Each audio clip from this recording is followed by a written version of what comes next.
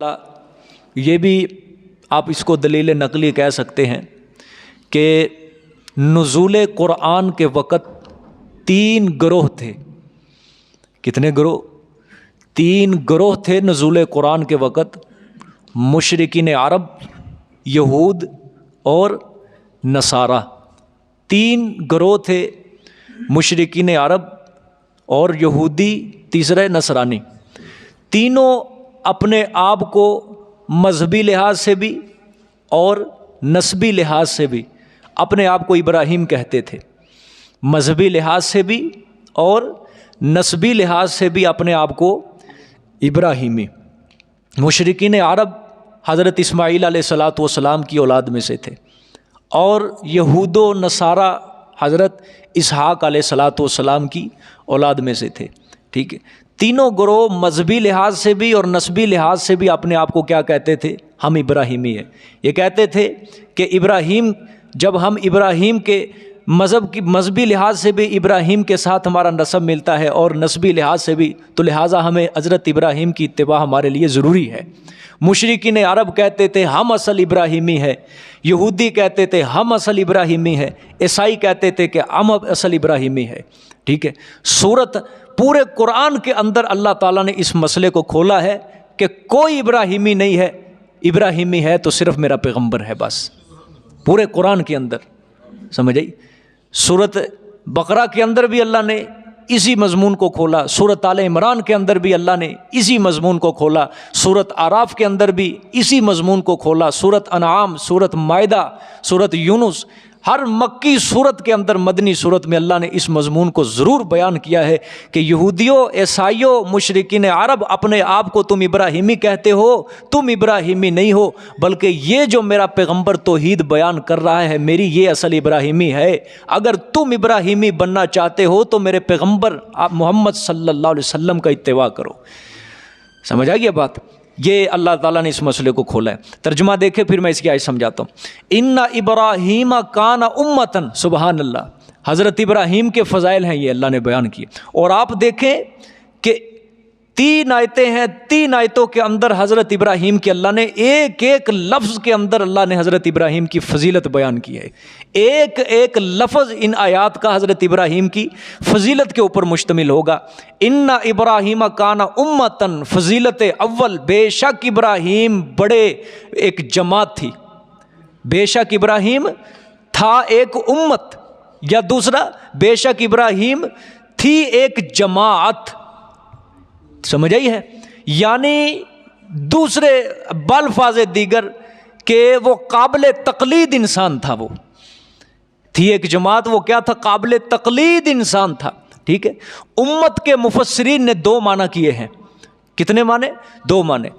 پہلا معنی اس کا یہ ہے کہ جو فضائل اور جو خصائل حمیدہ، یعنی اچھے خصائل، قابل تعریف خصلتیں، جو فضائل اور جو خصائل ایک پوری جماعت کے اندر پائے جاتے ہیں وہ اکیلے حضرت ابراہیم علیہ السلام میں تھے۔ وہ جو فضائل، جو خصائل حمیدہ ایک پوری جماعت کے اندر پائے جاتے ہیں وہ اکیلے کیا تھے؟ حضرت ابراہیم میں تھے۔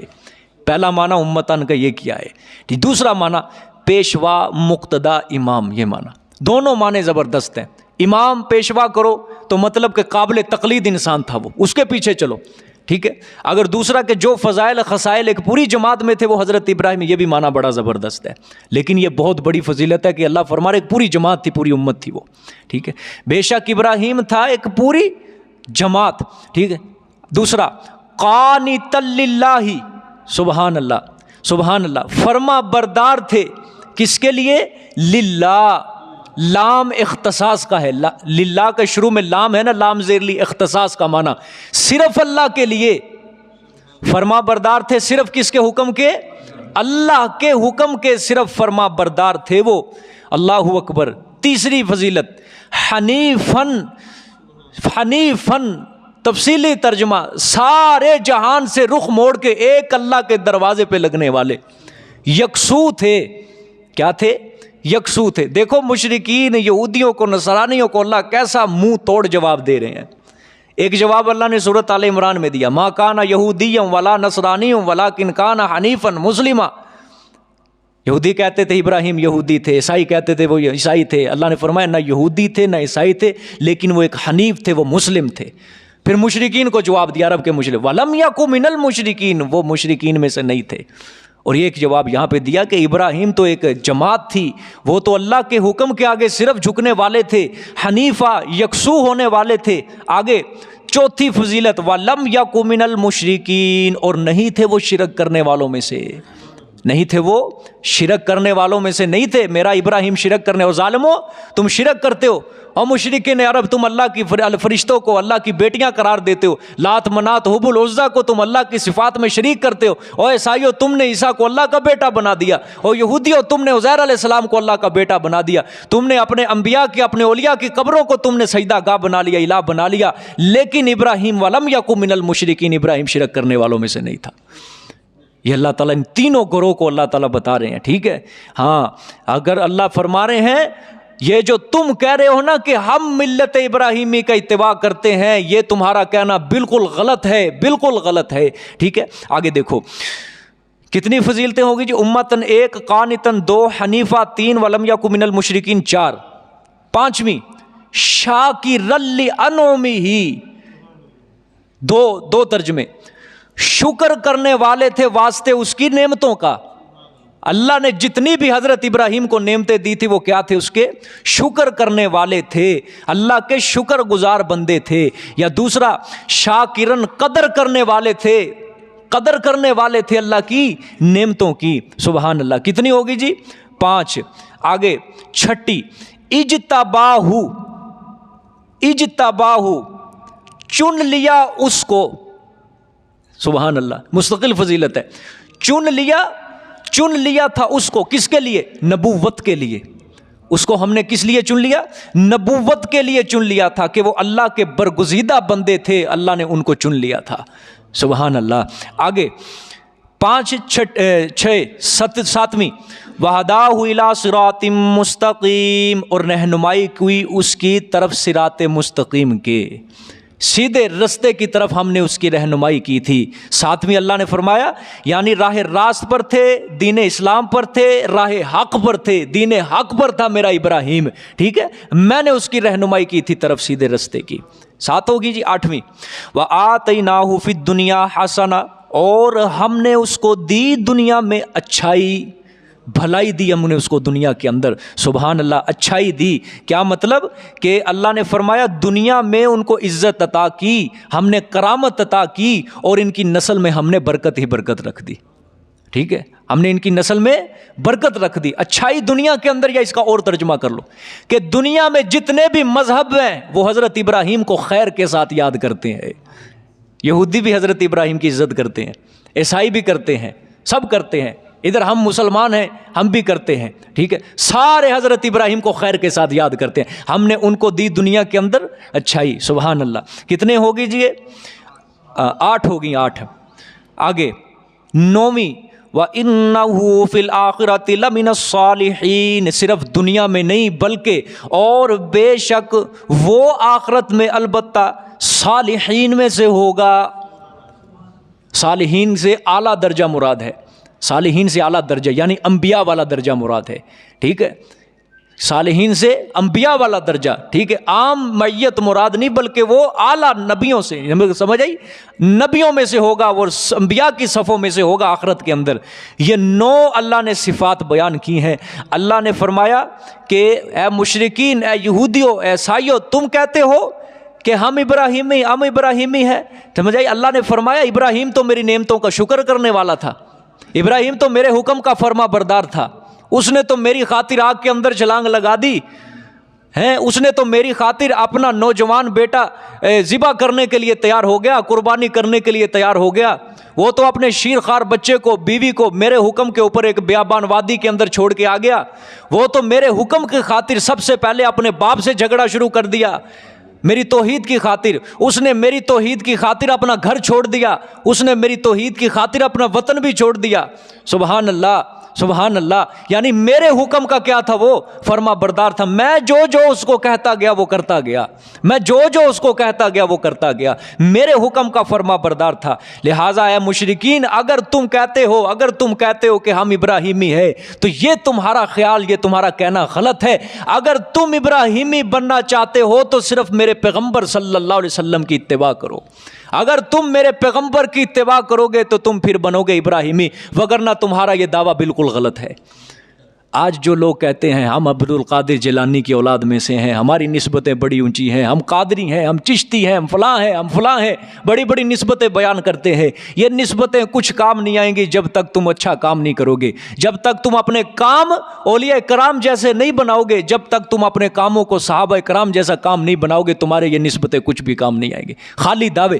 مشرکین کہتے تھے ہم ابراہیمی، لیکن اللہ کے نزدیک یہ دعویٰ مردود تھا. یہودی کہتے ہم ابراہیمی، اللہ کے نزدیک یہ دعویٰ مردود تھا. عیسائی کہتے ہم ابراہیمی، اللہ کے نزدیک ان کا یہ دعویٰ مردود تھا. ہاں، اللہ نے فرمایا اصل نجات کا رستہ اگر رکھا ہے، اگر ابراہیمی بننا چاہتے ہو تو جس رستے کے اوپر میرا پیغمبر چل رہا ہے اس رستے کے اوپر چلو، پھر تمہارے لیے نجات کا رستہ ہوگا. نسبت بیان کرنی ہے تو اس طرح کرو جس طرح حضرت یوسف علیہ السلام نے جیل میں بیان کی تھی. جس طرح حضرت یوسف نے جیل میں بیان کی تھی. جیل کے قیدیوں کو کیا کہا تھا کہ میرے آبا و اجداد ابراہیم تھے، اسحاق تھے، یعقوب علیہ السلام، میری نسبت ان کے ساتھ ملتی ہے اور ہم شرک کرنے والے نہیں ہیں. پھر حضرت یوسف علیہ السلام نے فرمایا یہ شرک سے بچ جانا اور اللہ کی توحید سمجھ میں آ جانا، یہ ذالک فضل اللہ یؤتیہ من یشاء، یہ جس کو اوپر اللہ کا فضل برسے یہ اسی کے اوپر ہوتا ہے. سمجھ آ گئی یہ بات؟ ہاں، نسبت بیان کرنی ہے ظالموں حضرت یوسف جیسی کرو کہ حضرت یوسف اس چیز کے واقعتاً حقدار تھے جنہوں نے واقعتاً جیل کے قیدیوں کو نسبت بیان کی کہ میرا نسب ابراہیم کے ساتھ ملتا ہے، میرا نسب اسحاق کے ساتھ ملتا ہے، میرا نسب یعقوب علیہ السلام کے ساتھ ملتا ہے. سمجھیے، خالی نسبتیں کام نہیں آئیں گی. سمجھ آ گئی؟ سبحان اللہ.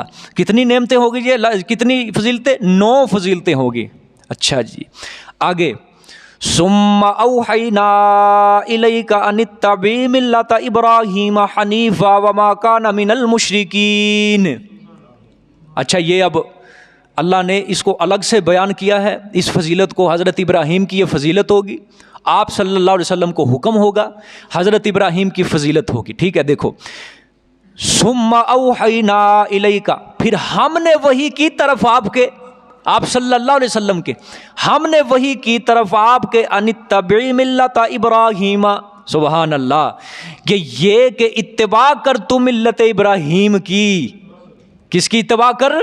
ملت ابراہیم کی اتباع کر میرے پیغمبر. تو نے بھی ابراہیم کے راستے کے اوپر چلنا ہے. کون ابراہیم؟ حنیفہ، جو یکسو ہونے والا تھا، سارے جہان سے رخ موڑ کے ایک کے دروازے پہ لگنے والا. بس سبحان اللہ. یہاں پہ مورخین نے ایک روایت بیان کی حضرت ابراہیم کے متعلق. وہ جب روایت کو پڑھتا ہوں نا، حنیفہ کا لفظ تبھی سمجھ آتا ہے بندے کو، وگرنہ حنیفہ کا لفظ بندہ نہیں سمجھ سکتا. حضرت ابراہیم علیہ السلام کو نمرود نے حکم دیا کہ اس کو آگ میں جلا دو، ڈال دو اس کو آگ کے اندر. پارلیمنٹ کے وزیروں کو، مشیروں کو، فوجی افسروں کو، کہتے ہیں 40 دن تک بالن کو، لکڑیوں کو اکٹھا کیا گیا. لوگ نظر مانتے تھے کہ اگر میرا فلانا کام ہو گیا میں اتنے من بالن ابراہیم کے جلا کے لیے میں ادھر وقف کروں گا. 40 دن تک بالن اکٹھا کیا گیا. 40 دن کے بعد ابراہیم کو چخا میں لٹکایا گیا. حضرت ابراہیم علیہ السلام آ رہے ہیں، اب جھولا جھلایا جا رہا ہے. نمرود بیٹھا ہے، وقت کا بادشاہ بیٹھا ہے، پارلیمنٹ کے وزیر بیٹھے ہیں، مشیر بیٹھے ہیں، سب ابراہیم کا تماشا دیکھ رہے ہیں. اللہ نے آسمان کے منظر دکھایا، پردے ہٹائے، فرشتوں کو یہ منظر دکھایا. وہ دیکھو میرا ابراہیم زمین کے اوپر، وہ دیکھو. اللہ نے کہا تم کہتے تھے نا یہ زمین کے اوپر جا کے فساد مچائیں گے، خون ریزی کریں گے، وہ دیکھو میرا ابراہیم. چند لمحوں کے بعد اس نے آگ کے اندر جانا ہے. بتاؤ میرے بندے کے چہرے پر کوئی پریشانی کے آثار دیکھ رہے ہو؟ فرشتوں نے کہا یا اللہ تیرا پیغمبر ہے، اس کی مدد کر. اللہ نے فرمایا جاؤ اس کی جا کے مدد کرو. حضرت جبرائیل آگے، حضرت اسرافیل آگے، حضرت میکائیل آگے، آگے بارش برسانے والا فرشتہ بھی آ گیا، اندھیریاں چلانے والا فرشتہ بھی آ گیا، برف برسانے والا فرشتہ آ گیا، ہوائیں چلانے والا فرشتہ آ گیا۔ آ کے حضرت جبرائیل علیہ الصلوۃ والسلام نے سوال کیا، ہل لک من حاجۃ یا ابراہیم، ہل لک من حاجۃ، اے ابراہیم کیا تیری کوئی ضرورت، تیری حاجت، تیری کوئی ضرورت، تیری کوئی حاجت؟ اللہ اکبر۔ حضرت جبرائیل نے فرمایا آ گیا ہوں میں، یہ بارش برسانے والا فرشتہ، یہ آندھیاں چلانے والا فرشتہ، یہ برف برسانے والا، یہ ہوائیں چلانے والا فرشتہ، اللہ کا من حاجت، آپ کی کوئی حاجت ہے؟ حضرت ابراہیم نے فرمایا جبرائیل یہ میرا اور رب کا معاملہ ہے، تو بھی درمیان سے نکل جا۔ یہ حنیفہ جو سارے جہان سے رخ موڑ کے ایک دروازے پہ لگنے والا، یکسو ہونے والا، اس کو کہتے ہیں حنیفہ۔ اور اسی حنیف کی تابع داری کرنے کا حکم کس کو کیا جا رہا ہے؟ اللہ کو۔ اللہ نے 10 فضیلتیں بیان کی ہیں، 9 فضیلتیں پہلے بیان کی، 10ویں فضیلت اللہ نے الگ آیت کے اندر بیان کی ہے۔ سما، وہ بھی سما کے لفظ، سما پھر، اس کا مطلب کیا ہے؟ حضرت ابراہیم کی یہ مستقل فضیلت ہے کہ آپ صلی اللہ علیہ وسلم کو کس کی اتباع کا حکم دیا جا رہا ہے؟ حضرت ابراہیم کی اتباع کا، چونکہ اللہ نے فرمایا یہ فضیلت سب فضیلتوں سے بڑھ کے ہے، ابراہیم کی یہ فضیلت سب فضیلتوں سے بڑھ کے ہے، کہ اللہ نے اس فضیلت کو سما کے حرف سے پھر اس کے بعد ہم نے اپنے پیغمبر کو بھی یہ وحی کی کہ تو نے ابراہیم کی ملت کی اتباع کرنی ہے۔ اللہ اکبر۔ اس لیے اللہ نے اس رتبے کو ظاہر کرنے کے لیے اگلی آیت کو کس لفظ سے شروع کیا؟ سما کے لفظ سے، سمجھ آئی ہے؟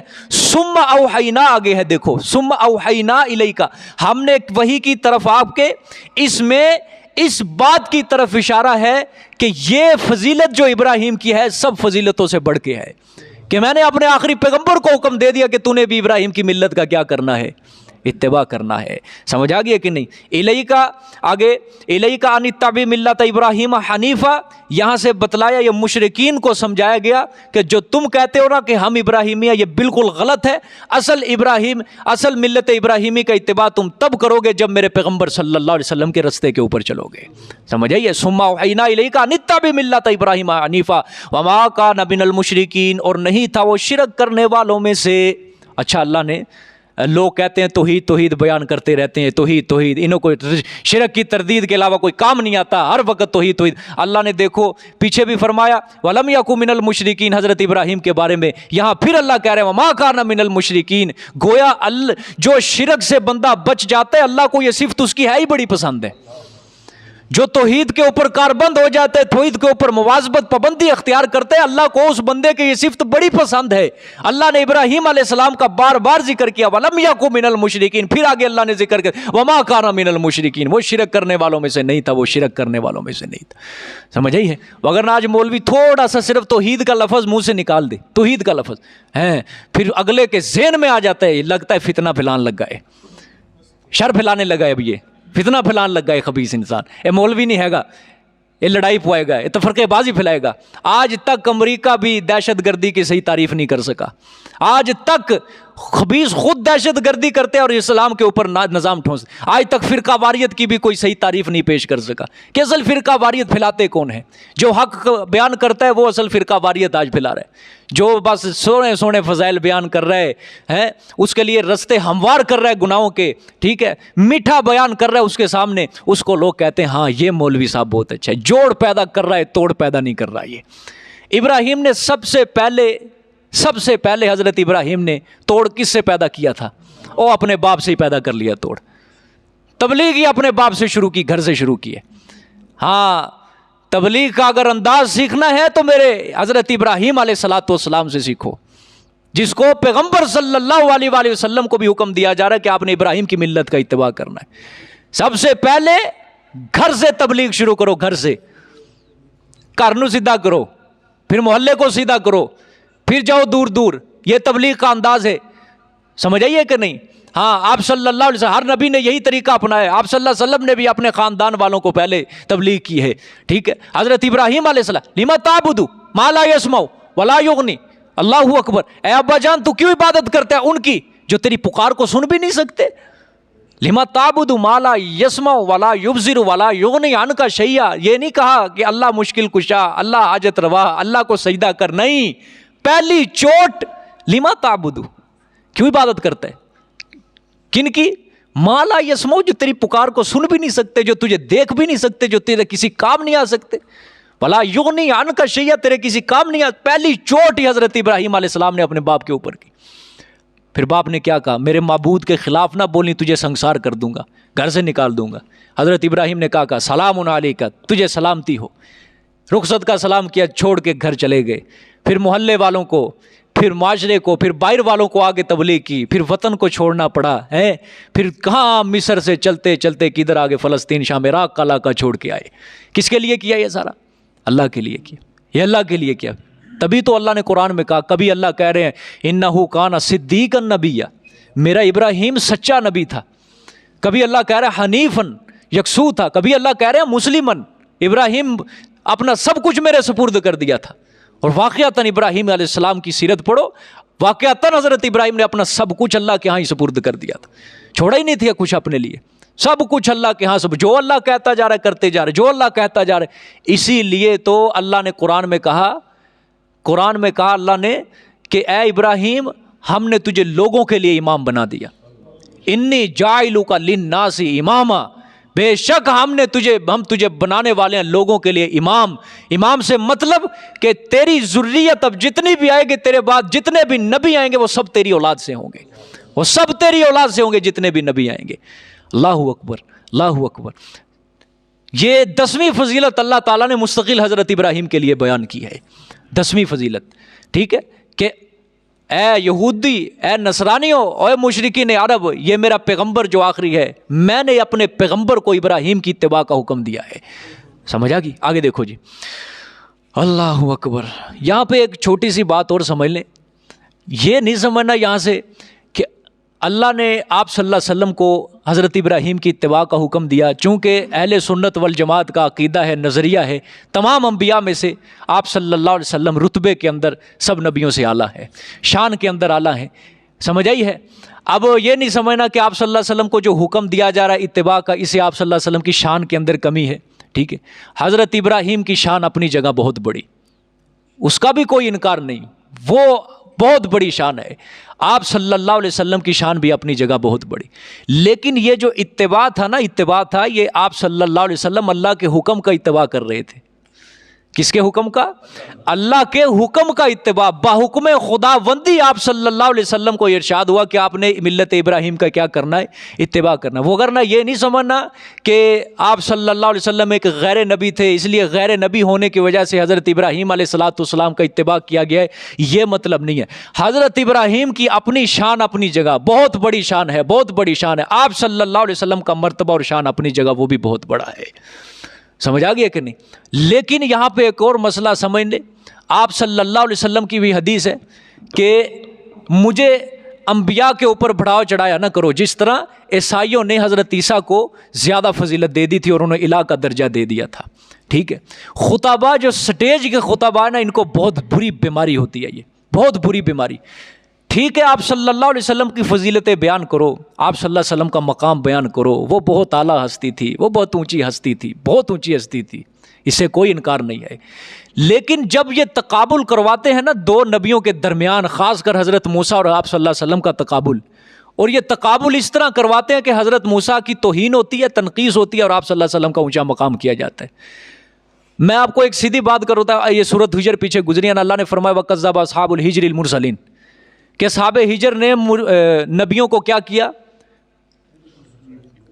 جھٹلایا. وَكَذَّبَ أَصْحَابُ الْحِجْرِ الْمُرْسَلِينَ، کہ اصحاب ہجر نے نبیوں کو کیا کر دیا؟ حالانکہ اصحاب ہجر کی طرف کتنے نبی آئے تھے؟ کون تھے؟ حضرت صالح علیہ السلام. اصحاب الحجر کی طرف ایک نبی، اللہ نے جمع کا لفظ، نبیوں کو جھٹلایا. گویا ایک نبی کو جھٹلانا سب نبیوں کو جھٹلانا ہے، کیونکہ سارے نبیوں کی دعوت کیا تھی؟ ایک ہی تھی. ایک نبی کی تکذیب سب نبیوں کی. اور ظالموں، تم حضرت موسیٰ کی تنقیص کرو گے تو گویا تم خود رسول اللہ صلی اللہ علیہ وسلم کی تنقیص کر رہے ہو. اگر تم حضور کا مقام بڑھا رہے ہو، حضرت موسیٰ کا گھٹا رہے ہو، گویا کہ تم حضور صلی اللہ علیہ وسلم کا خود مقام گھٹا رہے ہو. میں ایک تقریر سن رہا، مولوی صاحب بیان کر رہے ہیں کہ حضرت موسیٰ علیہ السلام کی لاٹھی کو معجزہ سانپ بن جاتی تھی. اس نے کہا وہ کیا معجزہ ہے؟ حضرت موسیٰ کی لاٹھی معجزہ سانپ بن جاتی تھی، وہ معجزہ کیا معجزہ ہے؟ معجزہ تو میرے پیغمبر کا ہے کہ اللہ تعالیٰ نے انگلیوں سے چشمہ جاری کر دیا پانی کا۔ اب دیکھو کیا ہے، یہ حضرت موسیٰ کی تنقیص ہے۔ اگر یہ اللہ کے نزدیک اتنا کم تر چیز ہوتی تو اللہ قرآن میں بیان کرتا حضرت موسیٰ کی اس معجزے کو۔ سورۃ اعراف پڑھو، تفصیل کے ساتھ اللہ نے قرآن کے سورۃ اعراف نہیں کتنی سورتوں میں اللہ نے حضرت موسیٰ کا یہ معجزہ بیان کیا ہے۔ سورۃ طٰہٰ آئے گی، سورۃ شعراء آئے گی، اللہ نے حضرت موسیٰ کا یہ واقعہ جگہ جگہ بیان کیا کہ ان کی لاٹھی سانپ بن جاتی تھی، ان کی لاٹھی۔ اور آج کا خطیب کہہ رہے اور ایسی سامنے بیٹھی عوام ہے، سامنے بیٹھی عوام ہے، وہی سبحان اللہ ماشاء اللہ سبحان اللہ۔ سمجھ نہیں ہے نا، عقل نہیں ہے، کس طرح سمجھانا ہے عوام کو، کس طرح لے کے چلنا ہے، کون سا رستہ ان کو دینا ہے۔ ٹھیک ہے، اہل سنت والجماعت کا، سارے مفسرین کا، تابعین کا، محدثین کا، بڑے بڑے علماء کا، شاہ کا خاندان جو ہے ولی اللہ، شاہ ولی اللہ، آج تک جتنے بھی، سب کے نزدیک یہ آپ صلی اللہ علیہ وسلم سب نبیوں سے اعلیٰ نبی ہیں، مقام کے اندر، فضیلت کے اندر سب نے۔ قرآن کی بے شمار آیات اس کے اوپر گواہ ہیں، بے شمار احادیث اس کے اوپر گواہ ہیں کہ آپ صلی اللہ علیہ وسلم کا مرتبہ سب سے زیادہ ہے۔ سمجھ آئی ہے؟ جس طرح ایک حدیث ہے نا کہ قیامت والے دن اللہ تعالیٰ بھی حساب کتاب شروع نہیں کریں گے، صحیح حدیث ہے بالکل۔ ساری مخلوق کس کے پاس جائے گی؟ اللہ خود ڈالیں گے، جاؤ آدم علیہ السلام کے پاس جاؤ، آدم کے پاس جاؤ، آدم کے پاس جائیں گے، حضرت آدم کہیں گے میں تو نہیں کبھی بھی جاؤں، میں تو نہیں کبھی بھی سفارش کروں گا۔ اگر میں نے سفارش کی تو اللہ کہیں گے ٹھیک ہے کر لیتے ہیں حساب کتاب شروع، پہلے تو بتا تجھے میں نے درخت کے قریب کہا تھا نہیں جانا، اگر اللہ نے مجھ سے یہ سوال کر دیا پھر میں کیا جواب دوں گا؟ جاؤ نوح کے پاس جاؤ، ساری مخلوق حضرت نوح کے پاس آئے گی، حضرت نوح بھی کہیں گے ٹھیک ہے میں سفارش تو کر دوں لیکن اللہ نے اگر مجھ سے ہی سوال کر دیا کہ میں نے تجھے کہا تھا بیٹے کے حق میں زبان نہیں کھولنی، تو نے کیوں کھولی، پھر میں کیا جواب دوں گا؟ پھر سارے آئیں گے حضرت ابراہیم کے پاس، پھر حضرت موسیٰ، پھر حضرت عیسیٰ، پھر حضرت عیسیٰ، آخر میں کہیں گے جاؤ آخری پیغمبر کے پاس جاؤ۔ ساری مخلوق آئے گی آپ صلی اللہ علیہ وسلم کے پاس، حضور صلی اللہ علیہ، باقی سارے نبی کہیں گے لست لہا، یہ میرا منصب نہیں ہے سفارش کرنا کہ اللہ حساب کتاب شروع، لیکن جب پیغمبر کے پاس آئیں گے آپ صلی اللہ علیہ وسلم، حضور فرمائیں گے آنا لہا، یہ تو منصب ہی میرا ہے۔ اور نہیں سمجھے؟ آنا لہا، یہ تو منصب ہی میرا ہے سفارش کرنے کا، تم کہاں بھٹکتے رہے ہو، یہ میرا ہی منصب ہے، میں سفارش کروں گا۔ پھر اس کے بعد حضور صلی اللہ علیہ وسلم سجدہ کریں گے اللہ کے دربار میں، ایک روایت میں 7 دن 7 راتیں، ایک روایت میں 3 دن 3 راتیں سجدہ کریں گے۔ سجدہ کر کے پھر اللہ خود سوال کرے گا اپنے پیغمبر سے، میرے پیغمبر سل توتی ارفع رأسک، اٹھا اپنا سر سجدے سے، سل مانگ کیا مانگتا ہے میں تجھے عطا کروں گا، مانگ کیا مانگتا ہے۔ پھر حضور سفارش کریں گے کہ یا اللہ یہ حساب کتاب کا سلسلہ شروع فرما دیں، پھر اللہ حساب کتاب کا سلسلہ شروع فرمائیں۔ ایک یہ حدیث ہے۔ دوسری حدیث آپ صلی اللہ علیہ وسلم کی فضیلت کے اوپر، آپ صلی اللہ علیہ وسلم نے فرمایا انا سید ولید عالم لا فخر، میں قیامت والے دن اولاد آدم کا سردار ہوں گا، اور حضور نے فرمایا لا فخر، مجھے اس پہ کوئی فخر ہی نہیں ہے۔ سبحان اللہ، میں سردار، اللہ ادھر تو کوئی 10 بندوں کا وزیر بن جائے اس کے پاؤں نیچے نہیں لگتے، ادھر تو کوئی بندہ وزیر بن جائے، صدر بن جائے، کونسلر بن جائے، MP بن جائے، وہ اپنے آپ کو پتہ نہیں کیا سمجھتا ہے، فخر غرور تکبر مار کے رکھ دیتا ہے، لیکن میرے پیغمبر فرما رہے میں پوری اولاد آدم کا سردار اور مجھے کوئی فخر نہیں ہے اس کے اوپر۔ اور قرآن کے اندر جب میں یہ آیت پڑھتا ہوں نا صاف صاف سمجھ آ جاتا ہے کہ اللہ نے اپنے پیغمبر کو بڑا مقام دیا۔ اللہ نے فرمایا عسیٰ ان یبعثک ربک مقام محمودا، سمجھ آئی کہ میرے پیغمبر ان قریب تیرا رب تجھے مقام محمود کے اوپر کھڑا کرے گا قیامت والے دن۔ اور مقام محمود کیا ہے؟ جنت میں سب سے اعلیٰ مقام جو اللہ کے عرش کے سب سے زیادہ قریب ہے، سب سے اعلیٰ مقام ہے، وہ مقام محمود ہے۔ اور میرے پیغمبر نے فرمایا اپنے صحابہ سے کہ مقام محمود وہ ایسی جگہ ہے کہ اللہ نے صرف وہ ایک بندے کو عطا کرنی ہے۔ کس کو؟ ایک بندے کو۔ اور میرے پیغمبر نے فرمایا مجھے امید ہے کہ اللہ مجھے عطا کرے گا، مجھے امید ہے کہ اللہ مجھے دے گا وہ مقام، اس لیے میری امت کے لوگوں ہر اذان کے بعد میرے لیے وہ دعا کیا کرو، اور جو میرے لیے وہ دعا کرے گا میں قیامت والے دن اس کے حق میں اللہ سے سفارش کروں گا، یا اللہ اس کو بخش دے، اس کو بخش دے، اس کو مغفرت کر دے۔ یہاں سے صاف پتہ چلتا ہے۔ پھر اللہ نے سورۃ ضحیٰ پوری کی پوری میرے پیغمبر کی فضیلت کے اوپر، الم نشرح لک صدرک، ہم نے تیرے سینے کو کھول دیا ہے، سبحان اللہ کھول دیا ہے، ورفعنا لک ذکرک، اے پیغمبر ہم نے تیرے ذکر کو بلند کر دیا۔ یہ کیا ہے ساری کی ساری دلائل؟ یہ سارے قرآن پاک کے آیتیں کس کے اوپر دلالت کر رہی ہیں؟ کہ میرے پیغمبر کو اللہ نے بڑی فضیلت دی ہے، مقام دیا ہے، مرتبہ دیا ہے، اور احادیث بے شمار اس کے اوپر گواہ ہے۔ ایک مرتبہ روایت کے اندر آتا ہے، صحیح حدیث ہے، آپ صلی اللہ علیہ وسلم کے سارے صحابی نا یہ بیان کر رہے تھے کہ اللہ نے حضرت ابراہیم کو خلیل کہا اور حضرت موسیٰ کو کلیم کہا، فضائل بیان کر رہے تھے۔ آپ صلی اللہ علیہ وسلم آگے، آپ نے فرمایا میرے بارے میں کیا خیال ہے؟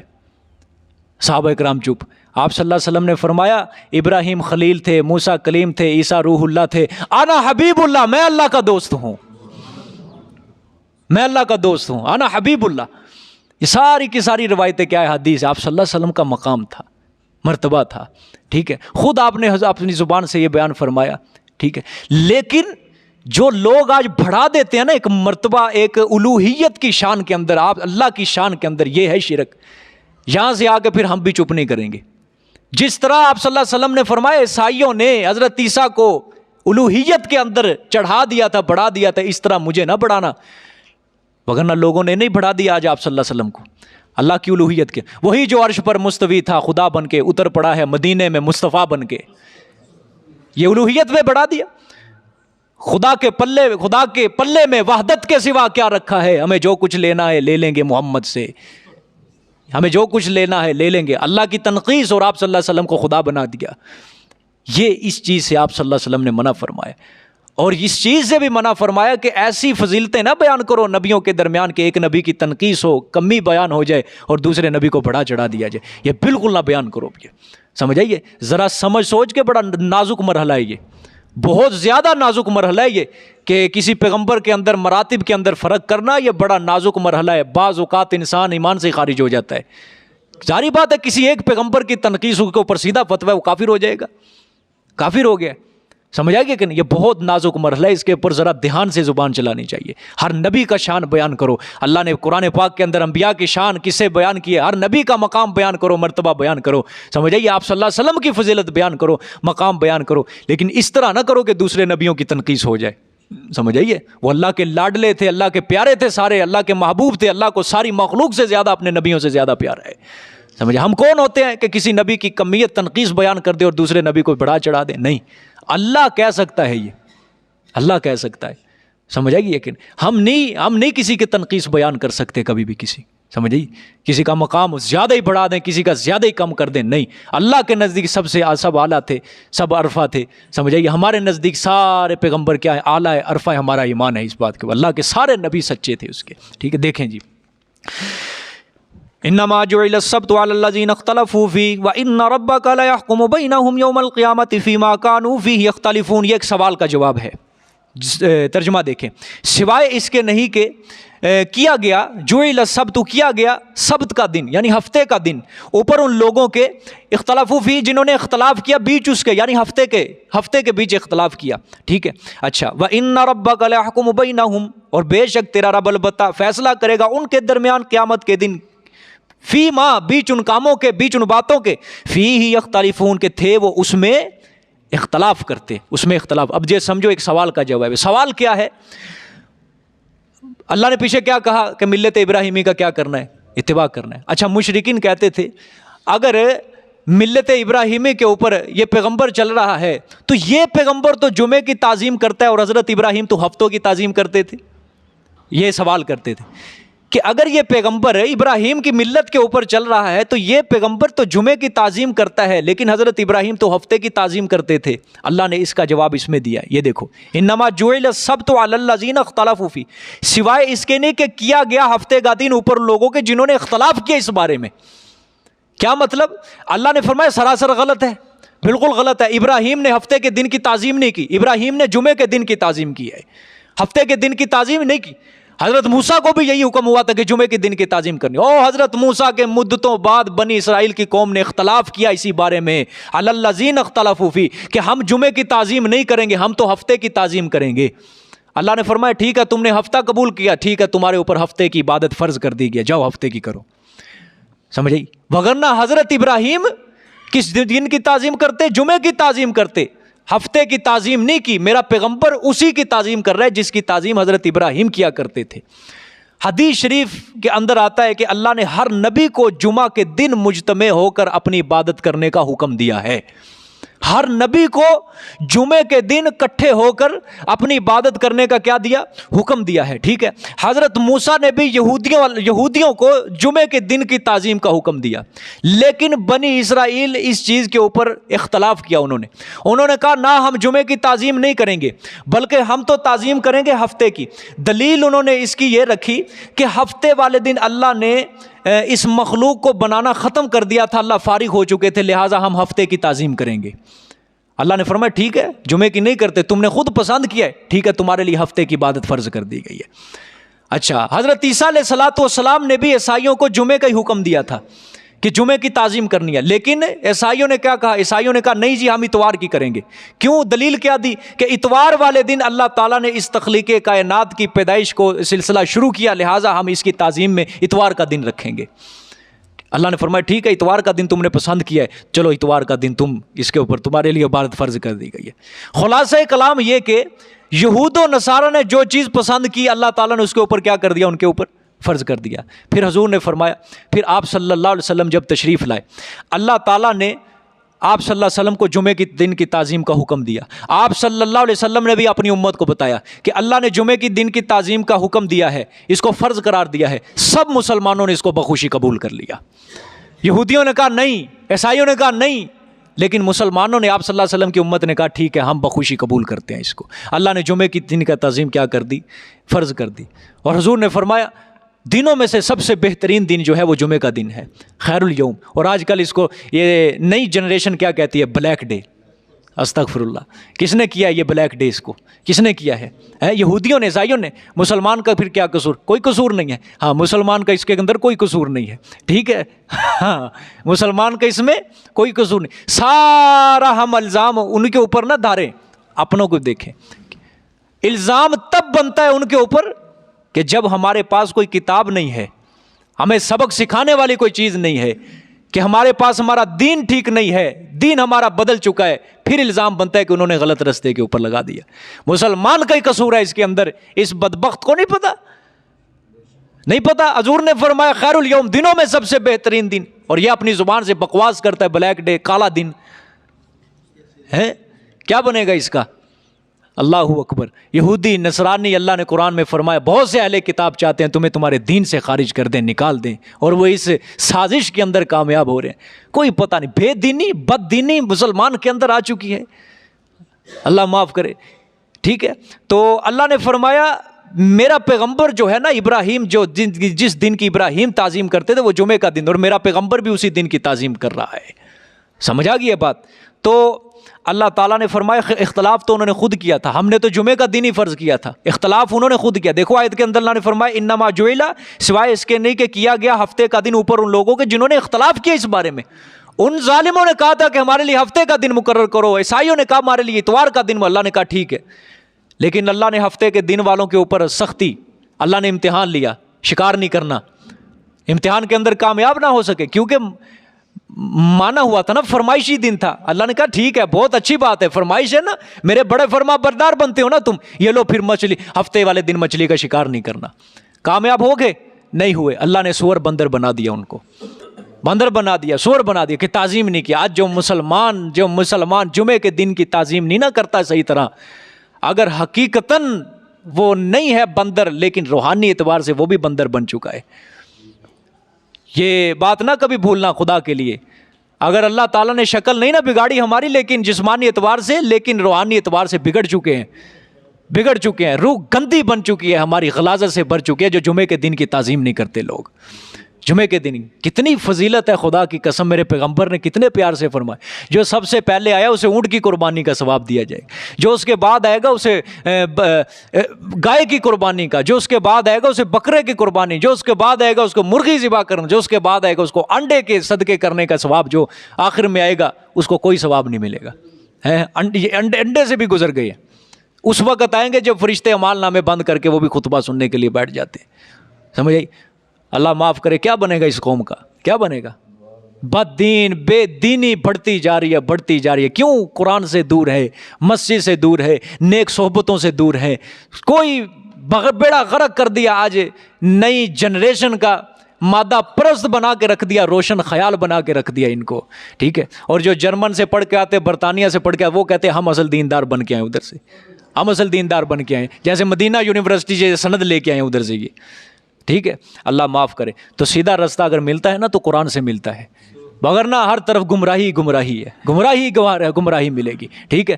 اگر جنت کا رستہ حاصل کرنا چاہتے ہو قرآن پڑھو، یہ قرآن والا رستہ جنت والا رستہ ہے، اور قرآن کے علاوہ جس رستے کے اوپر چلو گے وہ جنت والا رستہ نہیں ہے، بلکہ وہ جہنم والا رستہ ہے، وہ جہنم والا رستہ. سمجھ آئی؟ پھر اللہ نے فرمایا وَإِنَّ رَبَّكَ لَيَحْكُمُ بَيْنَهُمْ يَوْمَ الْقِيَامَةِ، بے شک تیرا رب البتہ حکم کرتا ہے، فیصلہ کرے گا ان کے درمیان قیامت والے دن. کن باتوں میں؟ بیچ ان باتوں کے کہ تھے وہ جس میں اختلاف کرتے. ان ظالموں نے اختلاف کیا، نئی تعظیمیں کی انہوں نے، اللہ تعالیٰ نے ان کو سزائیں دی، ٹھیک ہے. اللہ نے فرمایا وہ فیصلہ ہو جائے گا قیامت والے دن. اللہ اکبر. آگے دیکھو جی، اب یہ آیتیں ذرا غور سے سمجھ نہیں آئے. اس کے اندر آپ صلی اللہ علیہ وسلم کو تبلیغ کی طریقے کا حکم دیا ہے، تبلیغ میرے پیغمبر کس طرح کرنی ہے، اصول، ضوابط. اللہ نے فرمایا قرآن پاک میں اس آیت میں اللہ فرمائیں گے دعوت اسلام اور تبلیغ کے آداب اللہ بتائیں گے، میرے پیغمبر آپ نے کس طرح تبلیغ کرنی ہے. اور غور سے سمجھ نہیں آئے تھے، طریقے تبلیغ ہے اس کو کہتے ہیں جی.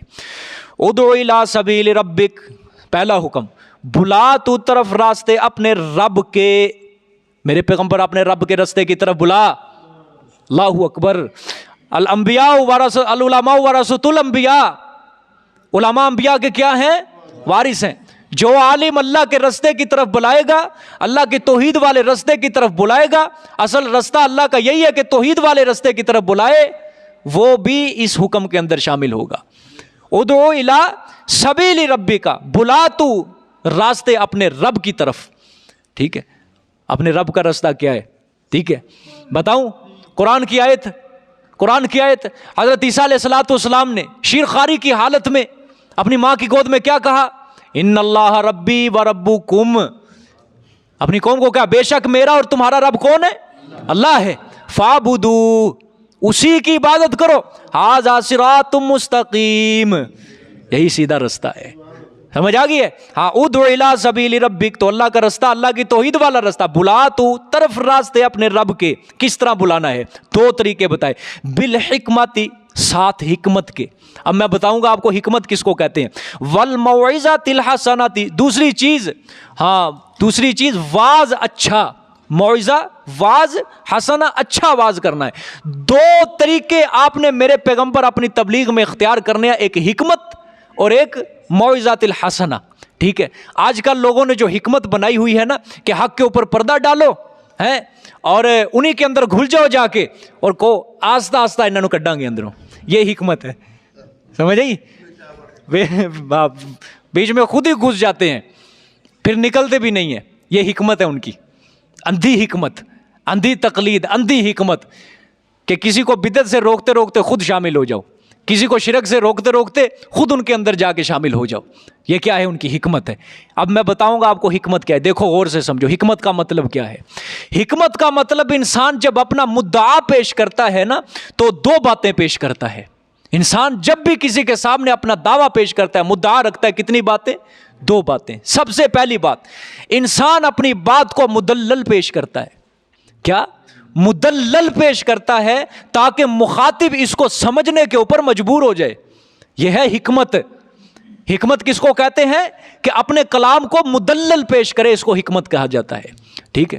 اچھا، دوسری چیز، اچھا دلائل دینے کے بعد اگر اس کے مخاطب نہ مانے، پھر وہ مدعی جو ہوتا ہے دوسرا کام، مبلغ جو ہوتا ہے دوسرا کام کیا کرتا ہے؟ ترغیب اور ترہیب کا سلسلہ شروع کرتا ہے. ترہیب، ڈراوا کہ اس کا یہ نقصان ہو، ترغیب کہ آؤ اس کی طرف، تمہیں یہ ملے گا، اس کا یہ فائدہ، یہ فائدہ. دو چیزیں پیش کرتا ہے. سمجھ آئیے؟ جب بھی انسان کے مدعا پیش کرتا ہے سب سے پہلے اپنی گفتگو کو مدلل تاکہ مخاطب ماننے پر مجبور ہو جائے. دوسرے نمبر پہ اگر مخاطب نہیں مانتا پھر وہ دوسرا سلسلہ مبلغ کیا شروع کرتا ہے؟ ترغیب کا اور ترہیب کا. ڈراوے دیتا ہے، اگر تو نہیں نہ مانے گا تیرے لیے جہنم ہے، اگر تو مانے گا تو پھر جنت ہے. یہ دو چیزیں. اچھا، پہلی چیز کو کہا جاتا ہے حکمت. انسان اپنے کلام کو مدلل پیش کرے، اس کو کہا جاتا ہے حکمت. اور دوسرا، اگر نہ مانے مخاطب پھر مبلغ کرتا ہے ترغیب اور ترہیب، اس کو کہا جاتا ہے موعظۃ الحسنہ. واز، اچھا واز، ٹھیک ہے کہ نہیں، اس کو سمجھائے، ٹھیک ہے۔ اگر اصل میں ایک اور بات کی طرف توجہ کرنی ہے آپ نے، اصل بات کیا ہے، مبلغ کی نیت کا بڑا دخل ہوتا ہے، یہ بات غور سے سمجھ لینا۔ کل کو آپ نے بھی تبلیغ کرنی ہے، جا کے آپ نے بھی انشاءاللہ توحید کی تبلیغ کرنی ہے، اللہ کے کلام کا داعی بننا ہے، داعی توحید و سنت بننا ہے، سمجھے، یہ توحید کا دعویٰ کرنے والا اور توحید کی دعوت دینے والا، سنت کی دعوت دینے والا آپ نے بھی بننا ہے، سمجھ آ گئی ہے۔ ادعو الی سبیل ربک، اس کے اندر صرف انبیاء داخل نہیں ہے، پوری امت بھی داخل ہے اس کے اندر، کہ اپنے رب کے رستے کی طرف بلا۔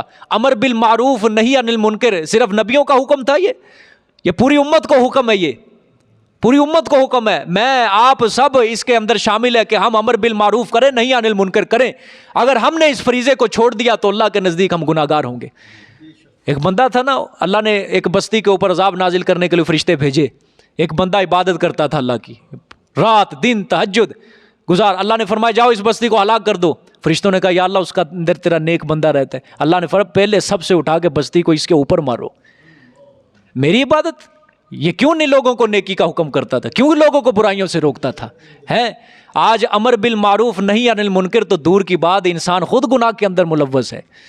کیا پتا کسی کو تبلیغ کیا ہوتی ہے، امر بالمعروف کیا ہے، نہی عن المنکر کیا ہے، گناہ سے روکنا کیا ہے، نیکی کی دعوت کیا پتا ہے کسی کو، کوئی پتا نہیں ہے کسی کو، کوئی پتا نہیں۔ آج ہر کوئی اپنی موج مستی کے اندر لگا ہوا ہے، کوئی مسلمان کو پتا نہیں آج انسان کو کہ میں اللہ کی طرف سے کیا فریضہ لے کے آیا ہوں، اللہ نے میرے ذمہ کیا لگایا ہے، کیا مقاصد ہے میرے دنیا کے اندر آنے کے۔ بس موج مستی، میوزک سن لینا، قوالیاں سن لینا، گانے سن لینا ہے، شادیوں بیاہوں کے اوپر رچا لینا، بازار چلے جانا، عید منا لینا، 14 اگست منا لینا، آزادی کے کام منا لینا، بس یہی موج مستی، اور کوئی نہیں ہے۔ اور ادھر جو نماز پڑھنے کے لیے 5 وقت آ جاتا ہے، اس نے سمجھا ہوا صرف میں 5 وقت کی نماز پڑھنے کے لیے بنائے گا ہوں، بس یہ میں مجھ سے بڑا کوئی دنیا میں نیکی کوئی نہیں ہے، اس نے یہ سمجھا ہوا ہے۔ کوئی مقصد نہیں ہے دنیا کے اندر آنے کا، کہ کرنا کیا ہے، خدمت دین کس نے کرنی ہے؟ 5 وقت کی نماز پڑھنا یہ خدمت دین نہیں ہے، یہ اپنے لیے، روزہ رکھنا اپنے لیے ہے۔ خدمت دین کون کرے گا؟ اللہ کے دین کو کون بڑھائے گا؟ اس کو پروان کون چڑھائے گا؟ اس کو بلند کون کرے گا؟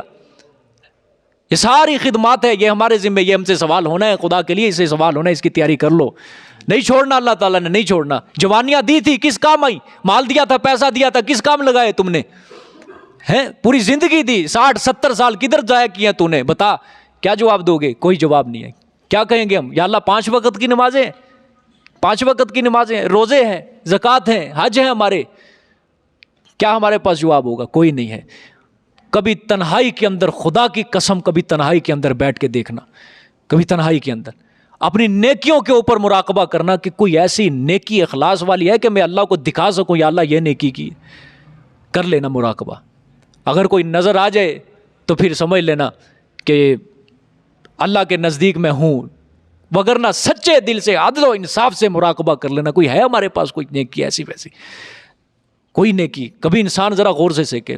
میں اسی لیے کہتا ہوں خدا کے لیے کبھی یہ مراقبہ کیا کرو، 24 گھنٹے کے اندر بیٹھ کے تنہائی کے اندر اپنے اعمال کا محاسبہ کیا کرو، میں نے کیا ہے دنیا میں آ کے، کتنا وقت میں نے دنیا کو دے دیا، کتنا وقت میں نے، اور جو دنیا جس نے مجھے مرنے کے بعد کام نہیں آنا، قبر میں کام نہیں آنا، میں کتنا وقت اس کے پیچھے ضائع کر رہا ہوں، کتنا وقت اس کے پیچھے میں ضائع کر رہا ہوں، قبر کے لیے میں نے کیا تیار کیا، اس کے اوپر مراقبہ کیا کرو، کبھی نیچے منہ کر کے نہ بیٹھ کے کبھی سوچنے لگ جایا کرو، انشاءاللہ یہ آپ کو بڑا فائدہ دے گا، بڑا فائدہ دے گا۔ یہ مراقبہ 5 منٹ 7 منٹ فجر کے بعد کر لو، عصر کے بعد کر لو، عشاء کے بعد کر لو، رات کو سوتے وقت بیٹھ کے کر لو، تنہائی کے اندر بیٹھ کے ذرا سوچو کہ ہم نے دین کے لیے کیا کیا، کیا ہے دین کے لیے ہم نے جب سے ہم دنیا کے اندر آئے ہیں، کہ اللہ نے کوئی مقصد نہیں دیا ہم سب کو، ہم کلمہ پڑھنے والے، لا الہ الا اللہ محمد الرسول اللہ صلی اللہ علیہ وسلم کا اقرار کرنے والے، کیا یہ کلمہ پڑھ لینا ہی صرف کافی ہے یا کوئی اور مطالبے کرتا ہے، کوئی تقاضے کرتا ہے؟ سمجھ آ گئی ہے؟ دیکھو جی 2 چیزیں، مبلغ کی نیت جو ہے نا اس کا بڑا دخل اندازی ہے۔ دیکھو بعض اوقات مبلغ کی نیت ہوتی ہے کہ جو سامنے بیٹھنے والے انسان ہے نا، مبلغ کہتا ہے چلو یہ آدم علیہ السلام کی اولاد ہیں، آپ صلی اللہ علیہ وسلم کے امتی ہیں، ٹھیک ہے، اس کے دل میں نیت کیا اچھی ہے کہ چلو یہ جہنم سے بچ جائے، جنت والے بن جائیں، میں ان کو اچھا واعظ کرتا ہوں۔ جب مبلغ کی نیت یہ ہوگی پھر 2 کام ہوتے ہیں، مبلغ کی جب نیت ہوگی اچھی پھر کیا ہوتے ہیں؟ 2 کام۔ پہلا کام ہوتا ہے پھر مبلغ پوری ہمدردی کرتا ہے، پوری ہمدردی کے ساتھ بیان کرے گا مبلغ، پوری ہمدردی کے ساتھ. جب وہ پوری ہمدردی کے ساتھ بیان کرے گا پھر دوسرا کام ہوگا. دوسرا کام کیا ہوگا؟ دوسرا کام اللہ کا ہوگا کہ اللہ اس کے بیان کے اندر تاثیر پیدا کر دے گا. مبلغ کی نیت درست ہو کہ میں نے اصلاح کرنی ہے، میں نے پیسہ نہیں بٹورنا ان سے، میں نے ان سے مال نہیں لینا، پیسہ نہیں لینا، یہ میں جو ان کے سامنے دین بیان کر رہا ہوں یہ میں مال کے لیے، پیسے کے لیے، دولت کے لیے نہیں کر رہا، بلکہ یہ جو میں دین بیان کر رہا ہوں ان کی اصلاح کے لیے اور اپنی آخرت کے لیے اور اللہ تعالیٰ کی رضا کے لیے میں دین بیان کر رہا ہوں. اگر یہ مبلغ کی نیت ہوگی، دو کام. سب سے پہلے مبلغ ہمدردی کرے گا. ہمدردی کس طرح؟ جب پیار سے بیان کرے گا، اصلاح رکھے گا دل کے اندر، مقصد عوام کا اصلاح ہو جائے. پھر جب مبلغ ہمدردی کرے گا، دوسرا کام اللہ یہ کرے گا کہ اللہ اس کے بیان کے اندر تاثیر پیدا کرے گا. پھر اللہ تعالیٰ ان بندوں کو قبول کر لے گا. اس کی دعوت کو سننے والے کے دلوں کے اندر اللہ کیا کر دے گا؟ بٹھا دے گا. ٹھیک ہے. اور فخر نہیں ہے، کوئی غرور نہیں ہے، کوئی تکبر نہیں ہے. الحمدللہ، اللہ کا شکر ہے، مال کے لیے، پیسے کے لیے ہم نے یہ درس نہیں چلایا، کوئی نہیں چلایا، کوئی غرض نہیں ہے، نہ آج تک کسی کو کہا کہ 1 روپے کی بھی ضرورت ہے، نہیں کہا. لیکن اللہ کا شکر ہے، ہمدردی کی، پیار کیا، مقصد ہم نے مقتدیوں کی اصلاح رکھا. الحمدللہ کتنے مقتدیوں کے دل بدل چکے ہیں. آج ہمارے کتنے شاگردوں کے، قرآن سننے والوں کے کتنے کو دل بدل چکے ہیں. آج کتنوں کے دل بدل چکے، کتنوں کے دلوں سے گناہوں کے زنگ اتر کے آج نیکی کا جذبہ ان کے دل کے اندر پیدا ہو چکا ہے. کس کی وجہ سے؟ قرآن کی وجہ سے. مقصد نیت اچھی تھی، انداز اچھا تھا، ہمدردی تھی، مقصد اصلاح تھا کہ اگلے کی اصلاح ہو جائے، یہ جہنم سے بچ کے جنت کے اندر داخل ہو جائے. اللہ نے تاثیر پیدا کی زبان میں، اللہ تعالیٰ نے ان کے دل کے اندر یہ بیان اتار دیا. ہمارا کوئی کمال نہیں ہے، خدا کی قسم کوئی کمال نہیں، سارا کمال ہی اللہ کا ہے، سارا کمال ہی اس کتاب کا ہے. ہمارے پاس کیا ہے؟ کچھ بھی نہیں ہے. گناہ گار ہیں، سیاہ کار ہے، روح سیاہ، ہر کوئی گناہ گار ہے یار.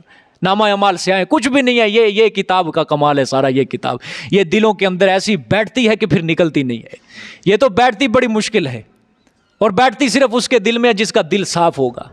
اور جب بیٹھ جائے پھر نکلنا پھر گوارا نہیں کرتی. پھر یہ قبر تک وفا کرتی ہے. پھر قبر میں جانے کے بعد بھی یہ وفا قیامت والے دن تک. پھر وہ روز محشر والے دن بھی یہ وفا کرتی ہے. جب تک یہ جنت کے اندر نہیں نہ چھوڑ کے آئے گا قرآن، تب تک یہ آپ کے ساتھ نہیں چھوڑے گا وفا. اس کے ساتھ وفا کرو. پھر اس کا مقصد کیا ہوگا؟ تمہیں جنت کا دروازہ داخل کر دے. جھگڑے کر کر کے تمہیں جنت میں لے کے جائے گا. اور جھگڑا بھی اس سے کرے گا جو خود کہتا ہے میں خالق کائنات ہوں. جھگڑا بھی اس سے کرے گا جو خود کہتا ہے میں نے کائنات بنائی. جھگڑا بھی اس سے کرے گا جو کہتا ہے میں نے سب نبیوں کو پیدا کیا ہے. اس سے جھگڑا کرے گا. اس سے جھگڑا کر کے تمہیں یہ جنت میں لے کے جائے. تو میں کیوں نہ کہوں ہمارے پاس یہی ایک امید ہے، یہی ایک آسرا ہے، یہی ایک امید ہے کہ اس کتاب کے اوپر اگر ہم عمل کریں گے قیامت والے دن یہ ہماری بہت بڑی امید ہوگی کہ یہ قرآن ہمیں جنت میں دے کے جائے، جنت میں داخل کر کے. اللہ اکبر. کتنے ساتھی بیٹھے ہو آج؟ ارادہ کرتے ہو کہ نہیں کہ ہم درس قرآن کے اندر روزانہ آیا کریں گے؟ جو نئے ہیں، نئے جو آج آ جائے ہیں وہ ذرا ہاتھ کھڑا کرو. شاباش. بولو سارے جو آج آئے ہیں نئے وہ ہاتھ کھڑا کرو. میں ارادہ لینا چاہتا ہوں. کون کون قرآن کے درس میں روزانہ آیا کرے گا؟ اچھا پرانے کون ہیں؟ پرانے وہ ہاتھ کھڑا کریں گے. پرانے ماشاءاللہ. ان نیا تو کوئی بھی نہیں پھر. اللہ اکبر. چلو لیکن جو پرانے ہیں وہ اپنی استقامت کی دعا کرو. یہ بھی بہت بڑی دعا ہے اور جو ضروری ہے آپ کے لیے. یا اللہ استقامت دے، اور اس کے بعد یا اللہ جو پڑھا ہے اس کے اوپر عمل کی توفیق دے. یہ بھی بہت بڑی دعا ہے کہ یا اللہ عمل کی توفیق، کیونکہ عمل سے ہی بنے گا نا کام سارا. سننے سمجھنے نہیں، صرف عمل سے زیادہ بنے گا کام. عمل کرو گے پھر یہ قرآن بڑھتا جائے گا، آپ کے دلوں کے اندر نور پیدا کرتا جائے گا. ٹھیک ہے. دیکھو جی 2 چیزیں میں نے بیان کر دی. مبلغ پہلے ہمدردی کرے پھر اللہ تاثیر پیدا کر. دیکھیں جی آگے. اللہ اکبر.